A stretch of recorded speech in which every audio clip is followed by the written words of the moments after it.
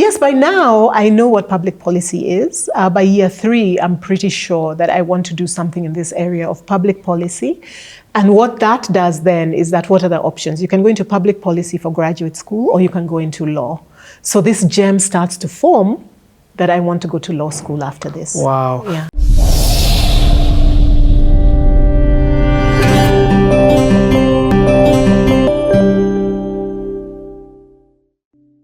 So that was lovely. And then as this is happening, and now as we move into year 2, I now start to figure out ways to make money, okay. right? So I become a resident assistant. So I move into the international hall. So my housing and my food is taken care of that way. Nice. And then after that, I still have ICSP, which is cutting this program. But don't even you don't just become. What do you do to become? Do you get what I mean? Yeah. You have to. No. I get what you're saying. Yes, exactly. So of course you have to apply, but they also look at your track record. You have to maintain a certain grade point average. You have to be doing well academically, because the fear is that this extra job will make you go down academically. So I did a competition with other people, and they actually put me in the International Studies Hall. So now I have a 4-story building with students, and I'm the resident assistant. So they give me an apartment on the bottom floor, and my job is to take care of all these people. Wow. This happens again later in life, where I have to do this kind of thing to make ends meet. And then then the International Cultural Service Program is taking some of the tuition. And then the third job was student government. So I joined student government, and I'm getting a salary there. And there I'm representing the international students. So I get a salary for that too. Wow. So school and 3 jobs. So this I've understood why you need the job. You've decided to. I've got to release these people. Yes, to release, not even cut off. The one is, these guys they've done their job. Yes. It's now. Yeah, I'm almost 20, right? And here I am. Yeah. So I have to. Man, you're growing up. Yes. But you then look, I mean, what did you do to find the opportunities? Because you're deciding that I need to release these people. So that means I need to subsidize the money. I need to find these finances. So I'm trying to figure out. That clicks into your mind, and then you begin looking for opportunities. Yes, you have to look for work. You have to look for where they're announced, and you also have to look for opportunities. Like the international students one, student government, I had to go, and it's student government, so I had to present, and I had to convince them to bring me on as an advocate for the international students. So it was a job, but I had to apply, and then I got my salary. And then you have to do things, which is find out what international students' worries are, bring them, advocate for them, try and get policies in the university changed to support them. So a very political job. Yeah, it's like you're like an MCA. Exactly, MCA. Hooking up your for your people. Yes. Yes. But still having to balance, it was quite something. And still perform in school. Yes. And still... Yes, maintain my GPA, because you must, and remember you're still going to go to graduate school, so you must maintain. So it was quite a balancing act. And so some of it is reduction of accommodation and housing, 0, ticked. But roles and responsibilities there. Everybody within that place comes to you anytime there's a problem. Yeah, anytime there's a problem. And it's you to solve it or escalate. Yes. Number 2, you're representing the international students. So now again, international students within the whole school come to you. Yes, to represent them on student government. Wow. Yeah. So and the third one was? And remember, it's not, there's Africans, but then there's Japanese, there's, so sometimes they don't want the difference. For an example, one I recall is that visas are different. So for example, for Africans, they have difficulty getting visas. Some other people might not. The same thing with aid. So you're coming from a country, like I remember one Kuwaiti student, he was given a car, apartments and everything. So for them, student aid is not as burning an issue. But for Africans, we're not going to make it without a lot of help. So those are the things that I would now say, for this group, I'm advocating for this other group. I still represent the Japanese and the Latin Americans, but everyone wants different things. Sometimes we harmonize, and you're doing this in groups. You're talking to different people. Then there was another time when the Black Students Association said, Why are we doing this? We should merge with the Africans. All blacks should be one thing. I had to manage that. So there was all kinds of things, because the Africans were like, yes, we're black, but we have visa issues. You guys have scholarships. We don't. There's, so you're balancing everybody, but you still want them in case, so it was like your first board. It was political. And are you also with other international student leaders? So do you have like a board? So the International Students has an association, yes, an association that has representatives from different people. So I go there, I understand what's happening, and then I now bring those issues to the university administration. Wow. So it was work. How did you do that in balanced school? You just have to hustle. But remember, I feel, and this is what I tell young people now, you have a lot of energy and a lot of time. We waste just no money. A lot of time. So if you said, I want to do all of it, you actually have capacity for it, but it's important to build a discipline, because the way you start to tell yourself this is a lot of work is how you will always find work to be a heavy thing. My parents' generation used to say hard work never killed anybody.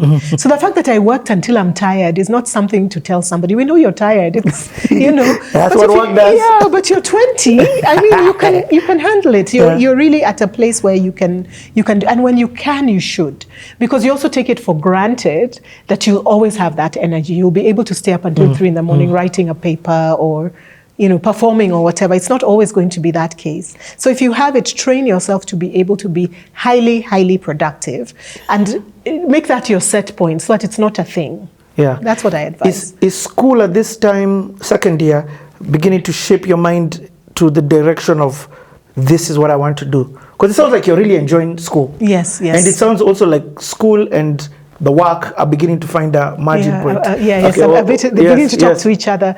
Yes, by now I know what public policy is. By year 3, I'm pretty sure that I want to do something in this area of public policy. And what that does then is that what are the options? You can go into public policy for graduate school, or you can go into law. So this gem starts to form that I want to go to law school after this. Wow. Yeah. And then what does taking that burden do to your family? I don't know, but as a parent, I'm sure they must have been at home. Small celebrations, fireworks, yes. But of course, it wasn't all or nothing, because of course you'll then, in year 3, you lose one of those, and then now you have to fight. So once in a while I would call, but then now you're calling for a small stopgap, which is very different than somebody setting aside from their salary for you. And you hadn't started sending back? No, I hadn't started sending back. No. That's a much later story. Yeah. But now I just want to be off the books. Okay. Yeah. You are at the height of, you're beginning your adulting. Let me call that. Social life, relationships. Wonderful. No, I'm not. Yeah. All balanced. Man relationships, male relationships. Are you dating at this time? Are you? I'm trying to figure out the holistic side of you minus just this powerhouse. Yeah. So dating, yes, once in a while, but not yet focused on that, because at that time, remember, in fact, the words that my dad told me when I was leaving, remember, these are the people of building the nation. Yeah. He told me, you go there 3 years and you're back, right? Because we have to build Kenya, right? So that was how they used to think, right? So I was very, very focused, even though I had a very vibrant social life, and I was quite open to dating and all of that. I don't think that was a focus, because I really wanted to finish. And in that generation of my moms, they were very focused about this thing about don't get distracted. Boys will derail you. Boys will distract you. Which now I tell this generation, you guys can relax a little. It doesn't have to be, because those days the stakes were so high. And there's also the AIDS pandemic. Let's not leave out that big thing that was there. They used to be very categorical. So we used to be very suspicious and defensive. But for me, my biggest thing was to finish, to get off my parents' books. And also, the other thing you talked about, the different people in diaspora, I do remember in the first town I went into, the community in Baltimore, there's a lot of focus on the kind of getting my first car, getting a TV, getting all of that. I had a bike all the way into throughout my undergrad. I never had a car. Bicycle. Not bike. That's how I used to get around. Kawasaki 600. No, bicycle. So I lived very much like the international community. I wasn't living large on the, I didn't have any of these things. And I do remember people mocking me a little bit in the kind of Kenyan community, but then it worked out in the end, I think. Okay, so third year, you get into third year. Now you've acclimatized to the place. Are you enjoying the States? Actually, sorry, questions keep coming. There is holidays. You are in a, I need to say this, you're in a university town, which means when the holidays come, it's a ghost town. I know that from South Africa Rhodes University. Literally, 20,000 people become 600. So what would you do during those holiday periods? Because you're not coming back to Kenya. Summertime, I would study. That's why I graduated in 3 years instead of 4. What? Yeah, there was no break. And you still have to find work, to support yourself. I need to finish. Hey, you had your eye on the prize. I needed to finish. Yeah. So I finished. Yeah, between the credits I transferred and working over the summers, I finished in 3 years. Wow. Yeah. Okay, I don't want to skip over this. Like, so it was a hassle. I mean, it was. You had to work. Let's talk about focus, because that's what it sounds like you have. Explain to me focus. Just imagine somebody's watching. What is it about you? You came, you set a goal, you decided this is it. Let's put it this way: I was born into focus.